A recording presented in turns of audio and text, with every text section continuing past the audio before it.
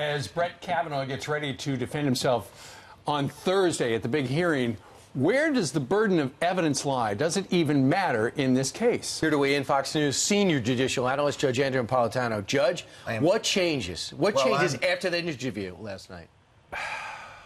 I don't know that anything changes after the interview, Brian. It's a very, very challenging question. I think he would like to have said a lot more, but he was exceptionally self-restrained and basically said two things to Martha. I know nothing about this because I've never done this in my life to anyone. And second, I want the process to be fair. She asked unbelievably superb and direct and thorough questions, but the White House had prepped him not to go there. You know, is this because of Roe versus Wade? Of course it's because of Roe versus Wade. Is this because you're Catholic? Of course it's because he's Catholic, but he doesn't want to go there because that opens up a can of worms. But the question you asked in the intro, where is the burden of proof? There is no burden of proof. There's no rules here. It doesn't matter what happened. What matters is what is the impression amongst the American public at 5 p.m. on Thursday. Is their impression that she is more credible, or is their impression that he is more credible? That's what will decide this. We're looking at five senators, five Republicans: Corker, Flake, Murkowski, Collins, and Capito. That's what the human beings at whom this is aimed. And you were saying that Kavanaugh was supposed to be a gift to pro-life evangelicals, but it's been anything but. What do you mean?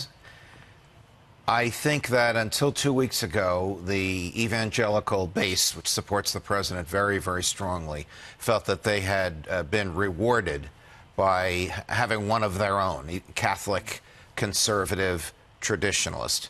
Now it looks like this nomination might be in trouble. Now, the reaction to that could be what you guys were just talking about in the last segment, that Republicans come out in droves to express their anger. So that would be a benefit to the president.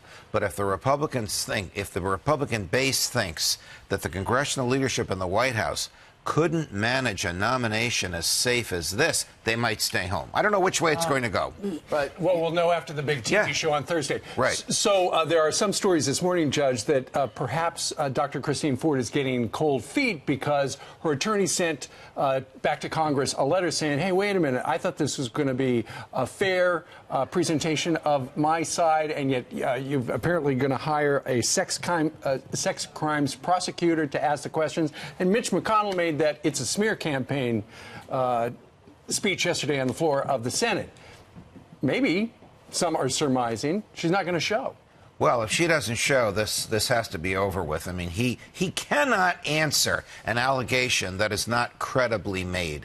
And right now, the answers he gave to Martha McCallum last night and in his letter to Senator Grassley were based upon an interview in the Washington Post and the one letter that Dr. Ford wrote to Senator Grassley. That doesn't cut the mustard. If she's got allegations of this magnitude, she has to state them under oath. Exit question on Ramirez, the second accuser that appeared in the New Yorker feature. Isn't that totally discredited by now? Well, Senator Susan Collins is on the record saying, I want to hear from her. I don't think that's going to happen. Senator Collins is not on the committee. I think the committee is fed up with the delays that have been going on. But if she votes no, because I haven't heard from her. Well, then they have no room to spare if she votes. She votes no, and everybody else votes as we think they will be. It'll be a 50-50 tie with the vice president breaking it. Prediction? I can't predict. I think Thursday will be high drama. I think you will see him, Judge Kavanaugh, a lot more forceful, almost Clarence Thomas-like, than what we saw last night, because he has to win the day. Okay. Judge, it's going to be exciting. Yes. You cannot rest. No, I can't. Keep watching. One of those weeks, Brian. All right. Thank you, sir. Brian, were you there when I got hit in the head with a camera last night? I'm going to be your eyewitness. What an event that was. It was a big night last night. Judge Pirro will represent you in the coach filing. Oh, please.